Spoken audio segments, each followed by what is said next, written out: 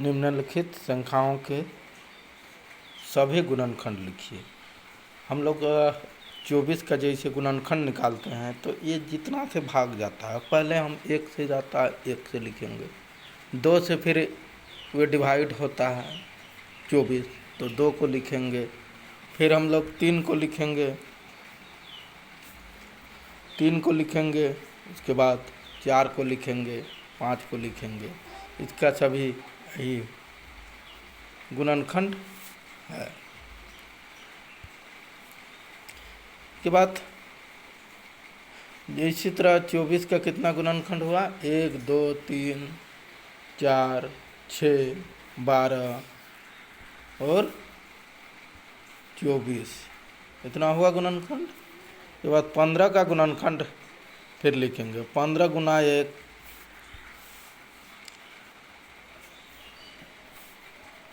15 गुना 1 हुआ, 3 गुना 5 होता है, 3 गुना 5 होता है, उसके बाद 5 गुना 3 होता है। तो इसका कितना कै गो गुणनखंड हुआ? 1 हुआ, 3 हुआ, 5 हुआ और खुद 15। तो इसका कितना टोटल 4 गुणनखंड हुआ। अब 21 का गुणनखंड निकालते हैं। 21 का गुणनखंड निकालते हैं तो कितना होता है? 1 गुना 21, 1 गुना 21 होता है। उसके बाद 3 गुना 7 भी होता है, 21 होता है ना। के बाद फिर होता है 21 गुना 1, यानी 1 3 7 21 इसका गुणनखंड होगा। इसका भी टोटल 4 गो गुणनखंड होगा। उसके बाद हम आते हैं 27। 27 का गुणनखंड कितना होता है?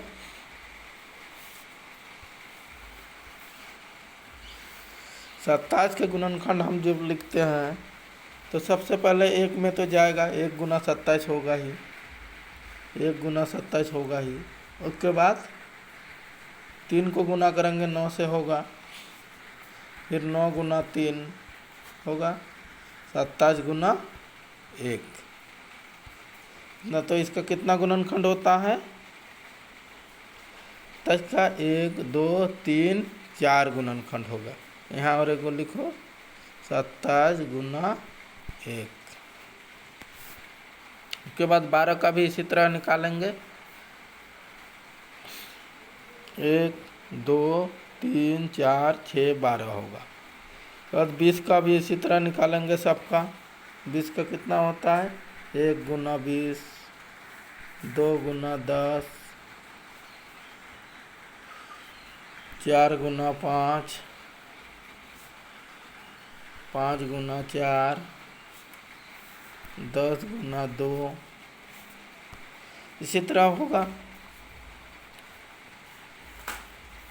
अब 18 का भी इसी तरह हम लोग करेंगे। 18 गुना 1, 18 गुना 18 गुना 1, 3 गुना 6, 6 गुना 3, 9 गुना 2, 9 गुना 2 हुआ। उसके बाद होता है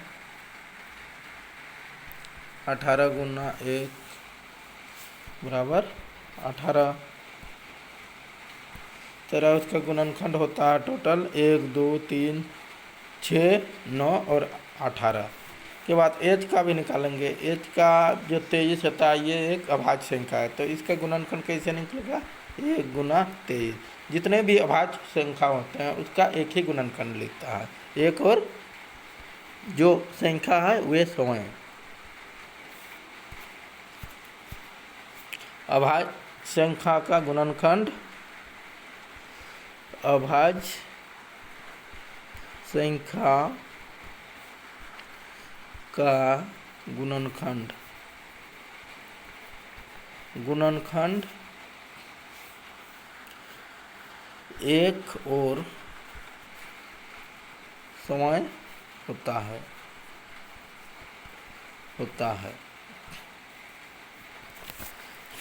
उसके बाद फिर 36, 36 का तो 1 × 36 होगा। उसके बाद 2 × 18 होगा, 3 × 12 होगा, 4 × 9 होगा, 4 × 9 होगा, 9 × 4 होगा, 12 × 3 होगा, के बाद 18 × 2 होगा, 36 × 1 होगा। क्या कितना हुआ? 1 2 3 4 6 9 12 18 और 36। इसका सबका 5 गुनाज निकालना है। इसके गुनाज हम लोग कैसे निकालेंगे? इसको सबको जैसे 5 गुनाज निकालना है तो पहले ये एक गुनज होता है 5, समय 1 5 में गुनज होता है। ये 5 का पहाड़ा हम कई बार करेंगे? 5 बार तक पढ़ेंगे। 5 बार 5 का टेबल पढ़ेंगे, टेबल पढ़ेंगे।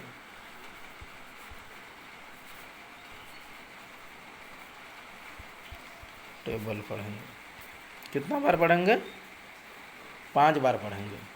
जैसे इसके 5 गुना निकालना है। 5 × 1 एक हुआ, दूसरा होगा 5 × 2, तीसरा कौन वाला होगा? 5 × 3, 5 × 4, इसके बाद 5 × 5, ये कितना होता है? 5 10 15, ये होता है 20, ये होगा 25। टोटल इसका कितना हुआ? इसका 5 गुना क्या हुआ?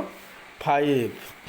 उसके बाद 10 15 20 और 25। उसके बाद हम लोग किसका गुनज निकालेंगे?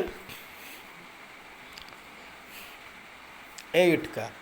8 का भी इसी तरह निकालेंगे। 8 ×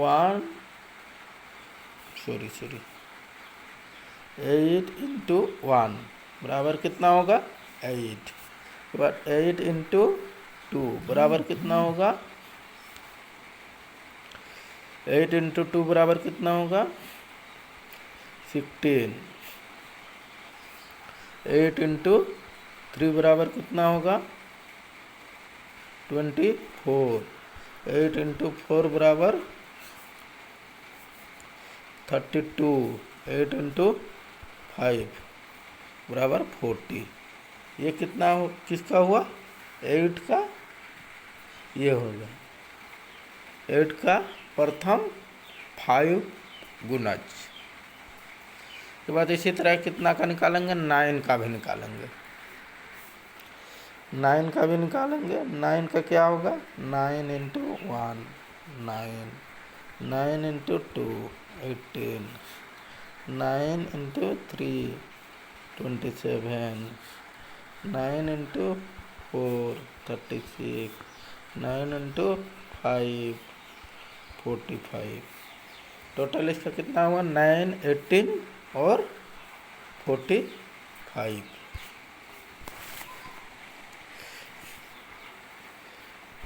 इसका इतना हुआ।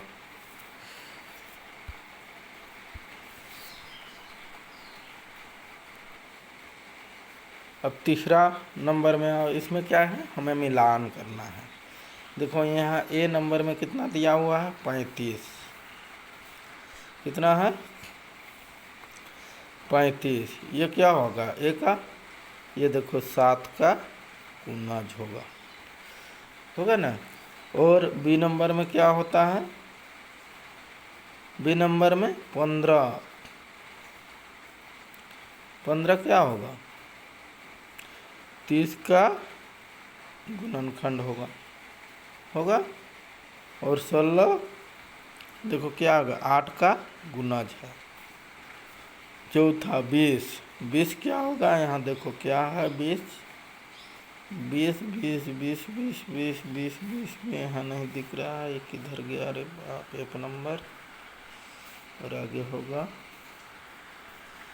बी।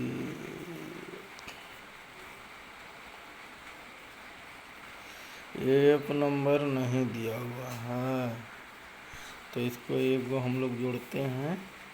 एक नंबर में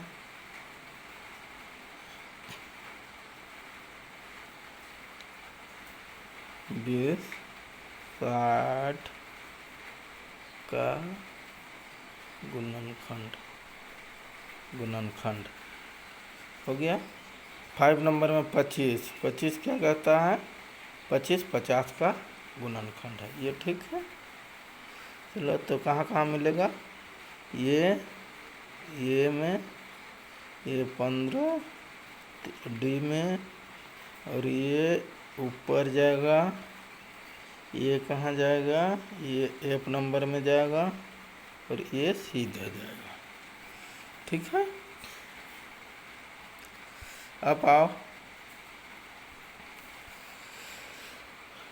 4, क्वेश्चन नंबर 4। 9 के सभी गुणज ज्ञात कीजिए जो 100 से कम है। तो 100 से कितना होगा? हम देखो इसको देखते हैं। 9 10 से कितना होता है? यानी टेबल पढ़ेंगे हम 1 से 9 का 10 तक, उसमें 90 ही आएगा मेरा। के बाद 11 एक होगा, जो 11 × 9 यानी 99। यानी हमारा कितना हुआ? 9 18 27, सब जितना टेबल में उसका 10 तक आएगा, उसके बाद 11 भी आएगा।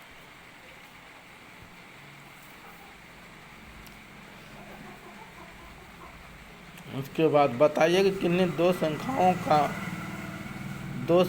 का योग सम होता है या विषम होता है। यदि वे दोनों संख्याएं विषम हो, बी नंबर सम हो,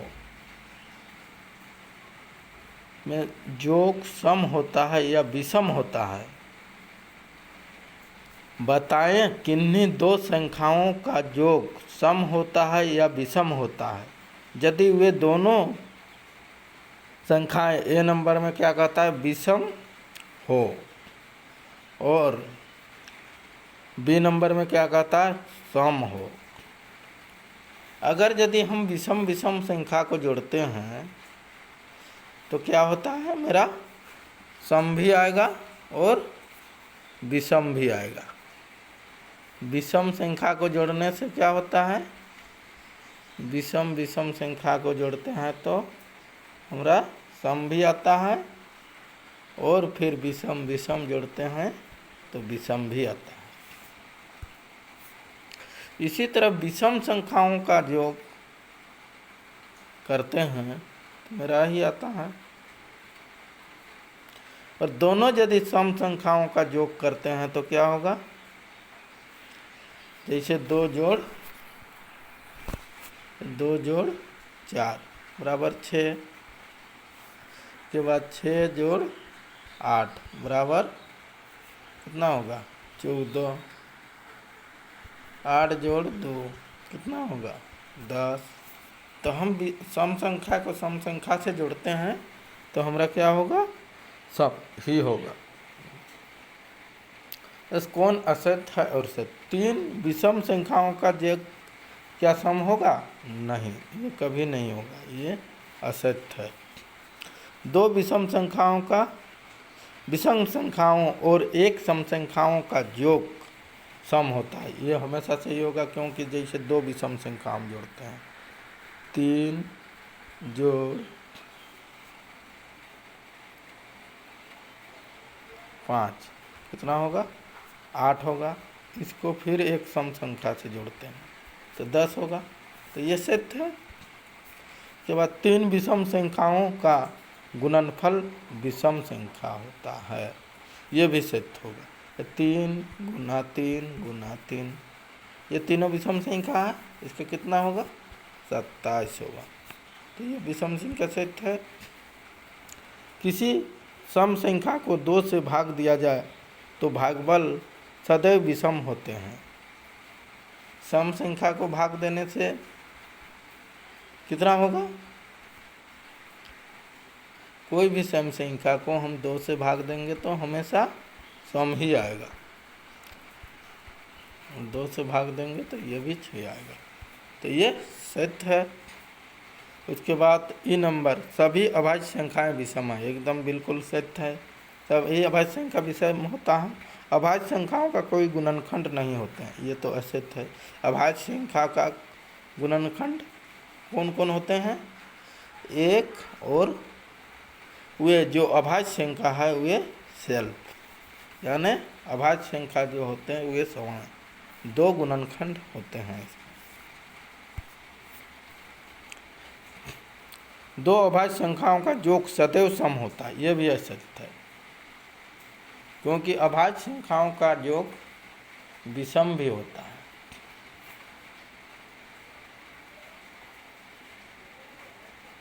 केवल 2 ही एक सम अभाज्य संख्या है। हाँ, ये एकदम बिल्कुल सही है, 2 एक सम अभाज्य संख्या, सभी संख्याओं का भाज्य संख्या है, सभी सम संख्याएं भाज्य संख्याएं हैं, ये बिल्कुल असत्य है ना। 2 सम संख्याओं का गुणनखंड सदैव सम होगा, ये सत्य है। तो तीसरा नंबर प्रश्न है, संख्या 13 और 31 अभाज्य संख्याएं हैं, अभाज्य संख्याएं हैं, इन दोनों संख्याओं में से अंक 1 और 3 तक की संख्याओं में ऐसी अन्य सभी युग्म ज्ञात कीजिए। 17, 71, 37, 73, 7, 9, 9, 7, ये सही। 20 से छोटी सभी अभाज्य और भाज्य संख्याएं अलग अलग लिखिए। 20 से छोटी कितना होगा? 2, अभाज्य संख्या 2, 3, 5, 7, 11, 13, 17, 19, और भाज्य संख्या 4, 6, 8, 9, 10, 12, 14, 15, 16, 18। 1 से 10 के बीच बड़ी अभाज्य संख्या के कौन वाला है? सबसे बड़ी 7 होगा। निम्नलिखित को 2 विषम संख्याओं के योग के रूप में लिखिए। तो 44 को कोई भी हम लिख सकते हैं, ये कोई गारंटी नहीं है कि जो यहाँ दिया हुआ है उसी को लिखते हैं।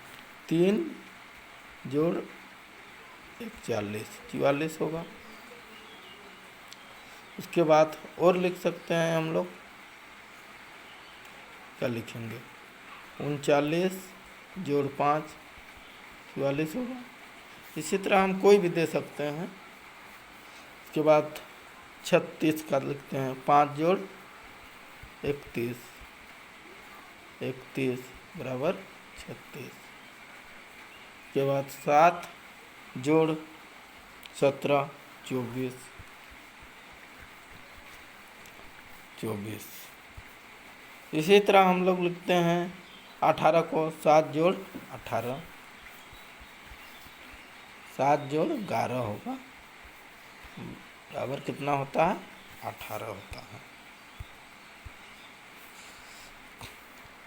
अभाज्य संख्याओं के ऐसे 3 युग्म लिखिए जिसका अंतर 2 हो। ऐसे बहुत अभाज्य संख्याएं हैं जिसका अंतर 2 होता है, जैसे 3, 5, 5, 7, 5, 7, 11, 13।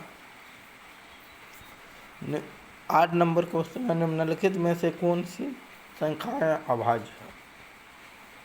यहाँ दिया हुआ है 23 एक अभाज्य है, के बाद 37 अभाज्य है, 2 अभाज्य है। 9 नंबर क्वेश्चन होता है, लिखता है 100 से छोटी 7 क्रमागत भाज्य संख्याएं लिखिए जिनके बीच में कोई अभाज्य संख्या नहीं हो। तो देखो इसमें क्या होता है? 90, 91, 92, 93, 94, 95, 96, इतना आएगा।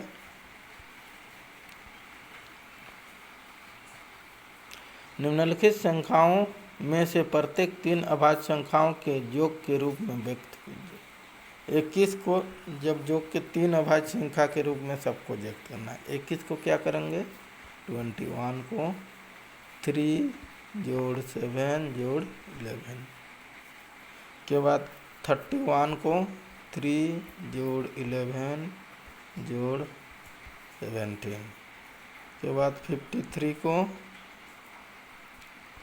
13 जोड़ 17 जोड़ 23, 61 को 19 जोड़ 29 जोड़ 33,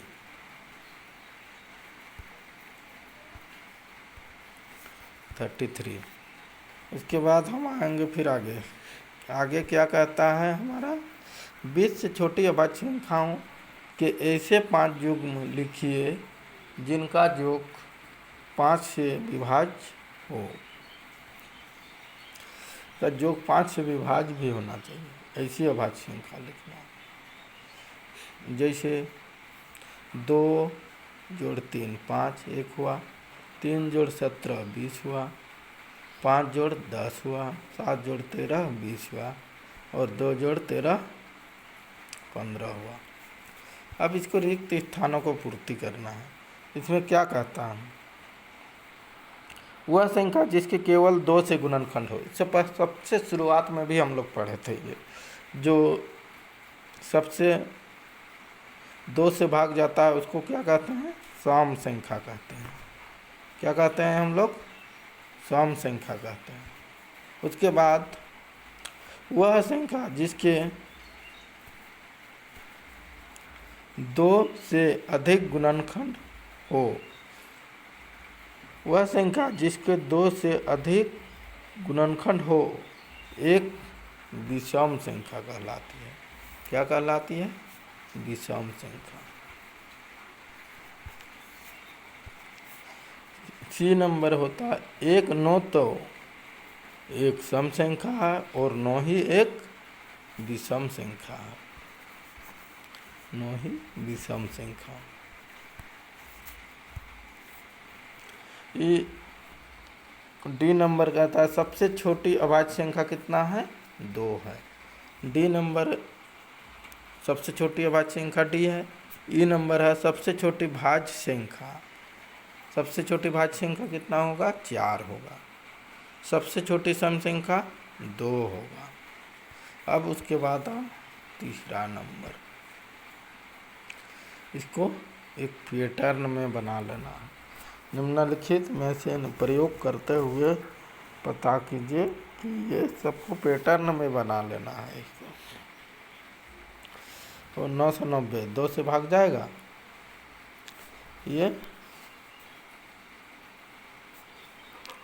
ये हाँ होगा, ये 3 से भी जाएगा, 3 तिया 9, 3 से भी हाँ होगा। ये 4 से जाएगा, 4 से देखो 4 तो 8, 4 से 4 2 8, 1 बचा 16, 4 तिया नहीं जाएगा, इसको नहीं लिखो। इसी तरह सबको भाग दे के देखना है, सबको भाग दे के देखना है।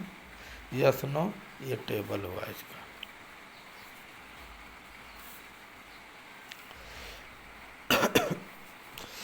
विभाज्यता के जांच के नियमों के द्वारा ज्ञात कीजिए कि निम्नलिखित में कौन सी संख्याएं 4 से विभाजित है और 8 से भी विभाज्य है। 4 से विभाजित है और इसके दहाई इकाई, ये देखो ये भी विभाजित है, ये भी 72 भी विभाजित है, एकदम सही है। उसके अंक को भी विभाजित करना है। के बाद इतना है 72 63 52, 4 से विभाजित है क्योंकि इनका इकाई दहाई का अंक 52 4 से विभाजित है। और इतना 4 से विभाजित है क्योंकि इसकी अंतिम 3 संख्या 8 से विभाजित है। न 5 5 0 0, ये विभाज्य है क्योंकि इसका इकाई दहाई अंक 00 है, 4 से होगा। ये भी 8 से अभाज्य है क्योंकि इसकी अंतिम तीन संख्या 008 होगा, डी नंबर। 6, ये 4 विषम संख्याओं विभाज्य क्योंकि इसका इकाई दहाई 0 और 4 से विभाज्य है। 608 से विभाज्य क्योंकि इसका अंतिम तीन संख्या 0 और 8 से विभाज्य है, 0 और 8 से विभाज्य है, तो ये विभाज्य हो जाएगा।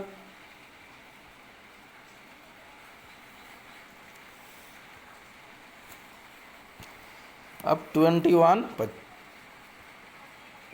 ये भी विभाज्य हो जाएगा। तीसरा नंबर, विभाज्यता के जांच के नियमों से ज्ञात कीजिए कि कौन सी संख्या 6 से विभाजित है। विभाज्यता का जो जांच से नियम होता है उसमें 6 से विभाजित के लिए क्या होना चाहिए,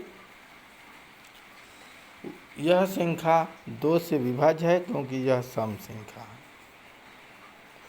सम संख्या, यह संख्या 3 से विभाज्य है क्योंकि इन संख्याओं का योग 27 है। संख्या को जोड़ना है और वे विभाज्य देना है, तो 3, 2 और 3 दोनों से विभाजित नहीं है। यह संख्या दोनों से क्यों, इसलिए यह 6 से भी विभाजित नहीं होगा।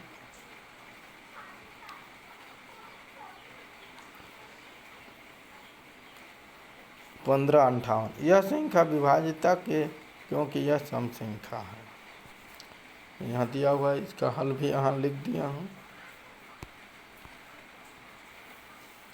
अब इसके बाद यहाँ आओ नीचे, ये सब संख्या सब देख लेना, इसको लिख दिया है। 63, 9 to 10, यह संख्या 2 से विभाजित है क्योंकि इसमें एक सम संख्या है, लास्ट में जो संख्या है सम है, तो ये विभाजित होगा। 3 से अविभाज्य है क्योंकि इन संख्याओं का योग 21 है जो एक अभाज्य संख्या है, और यह संख्या 2 और 3 से विभाजित नहीं है, इसलिए 6 से भी विभाजित नहीं होगा। 17, 8, 52, यह एक सम संख्या है जो 2 से विभाजित है। एक अभाज्य संख्या क्योंकि इन संख्याओं का कुल योग 23 है जो कि 3 से अभाज्य है। यह संख्या 2 और 3 दोनों से विभाजित नहीं, इसलिए 6 से भी विभाजित नहीं होगा। अब 4 नंबर, 4 नंबर क्या कहता है, विभाज्यता के नियम से ये भी जांच करना है 11 से विभाज्य है कि नहीं। तो इससे विषम संख्याओं का योग होता है, क्या होता है, देखो ये 2 विषम संख्या है, कितना है 4 और 5, तो 9 होगा, ये भी 9 होगा, इसको अंतर 0 हो गया, तो ये क्या होगा, ये विभाज्य। अंतर 0 है मतलब ये क्या होगा, भाग जाएगा, इसलिए 11 है ये भी जाएगा, 0 है ये भी जाएगा, जो 9 है नहीं जाएगा।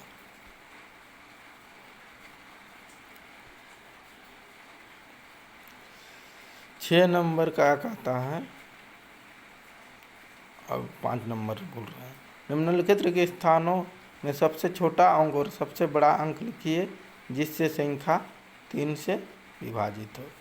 तो सबको जोड़ कर लेना है, 21 आएगा, तो ये विभाजित हो जाएगा। ये 8 से भी ये करना है तो जोड़ इतना है, ये हो जाएगा। हम जानते हैं कि 3 से विभाज्य है, इसलिए छोटी संख्या कितना होगा, 0 होगा, 9 होगा।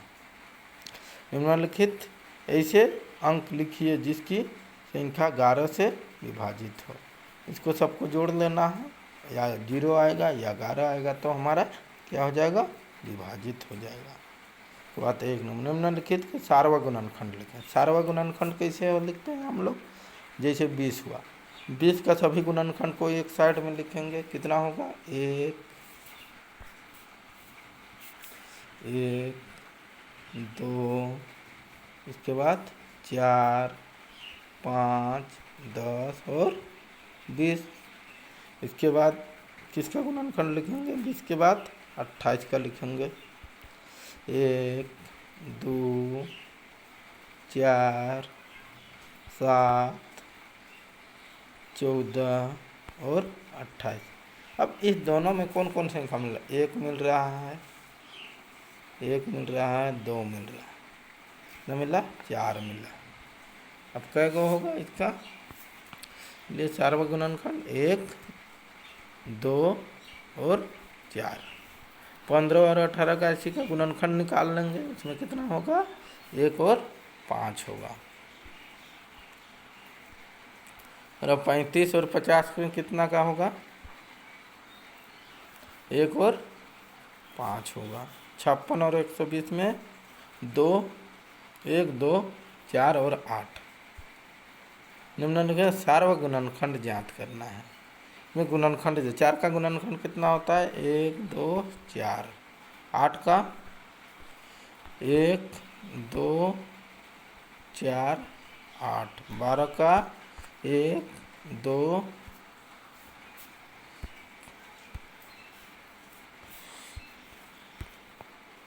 1 2 4 6 1 2 4 6 12। तो इसका गुणनखंड कितना होगा?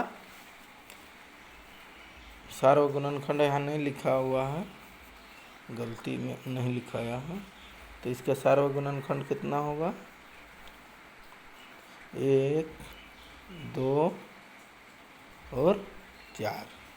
3 होगा इसका सार्वक गुणनखंड, क्या दिया हुआ है? निम्नलिखित में 3 सार्वक गुणांश लिखना है। तो 6 का गुणज कितना होगा?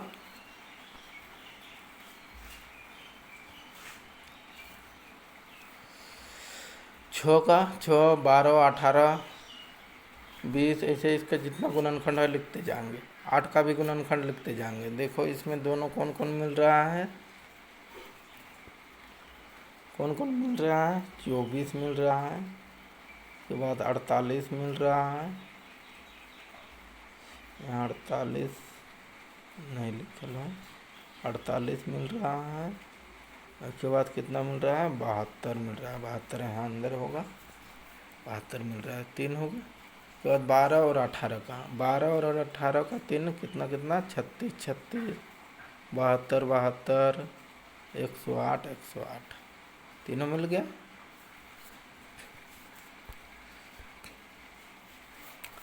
एक 100 से छोटी ऐसी संख्याएं ले जो 3 और 4 से सार्वगुणांक है। सार्वगुणांक 3 और 4 से मेरा कौन कौन है? एक 12 है, देखो। उसके बाद कितना होगा? 24 होगा। जितने 12 का टेबल में आएगा सब होगा। 12 का टेबल में जितना आएगा सब होगा। 12 का 12, 12 दूना 24, 12 तिया 36, 12 चौका 48, 12 पाँच 60, 12 छः 72, 12 सात 84, 12 आठ 96। उसके बाद जाएंगे तो 100 से अधिक हो जाएगा। निम्नलिखित में से कौन सी संख्याएं सअभाज्य संख्या है? तो इसका पहले हम लोग क्या करेंगे? सअभाज्य संख्या, इसमें देखो गुणनखंड में कितना मिल रहा है? 1 मिल रहा है, तो 1 होगा इसका आंसर। इसमें भी सार्वगुणनखंड कितना है? गलती लिखा हुआ है, सार्वगुणनखंड, सार्वगुणनखंड है, सार्वगुणनखंड है, तो ये भी 1 हो जाएगा। ये 30 और इसमें 1 और 5 हो जाएगा 17, और इसमें 1 और 17 हो जाएगा, इतना हो गया। अब यहाँ मेरा एग्जाम्पल फिर 3.5 का आ जाता है। निम्नलिखित में से कौन संख्या सत्य है? यदि 3 विषम को 3 संख्या 3 से विभाजित है तो वह संख्या 9 से विभाजित है। ये तो जरूरी नहीं है, क्योंकि 12 विभाजित नहीं होगा इधर। यदि संख्या 9 से विभाजित है तो 3 से भी एकदम अवश्य होगा। यदि संख्या 18 से विभाज्य होती है और वह 3 और 6 से विभाज्य होगा, एकदम सत्य है। 9 और 10 दोनों से विभाजित है तो संख्या सत्य होगा। यदि संख्याएं सअभाज्य है और इनमें से कम एक संख्या अवश्य ही अभाज्य संख्या होगी और सिद्ध होगा। 4 से विभाज्य सभी संख्याएं 8 से भी अवश्य विभाज्य होनी चाहिए। एकदम नहीं, ये सिद्ध होगा। 8 से जो विभाज्य होगा वह 4 से जरूर विभाज्य होगा, लेकिन यहाँ उल्टा दिया है, 8 से जो विभाजित होते हैं यहाँ दिया हुआ है, देखो ये 7, ये एकदम सत्य है। उसके बाद क्या कहता है, यदि कोई संख्या दो संख्याओं को अलग अलग पूरा विभाजित करती है तो वह उसके योग को भी पूरा विभाजित करती है, ये तो सत्य है। यदि कोई संख्या दो संख्याओं के योग को पूरी तरह से विभाजित करती है और वह उन दोनों संख्याओं को अलग अलग भी विभाजित करेगी, नहीं, ये असत्य है। ये देखो यहाँ क्या दिया हुआ है, मेरा गुणनखंड ब्रिज दिया हुआ है। इसमें से 60 के लिए 2 भिन्न भिन्न गुणनखंड ब्रिज हैं। इनमें से अज्ञात संख्याएं लिखिए। जो अज्ञात संख्या है इसको लिखना है।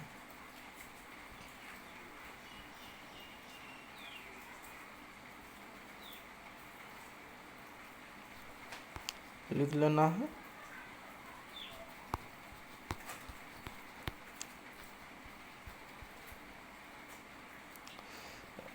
अज्ञात संख्या हो गया।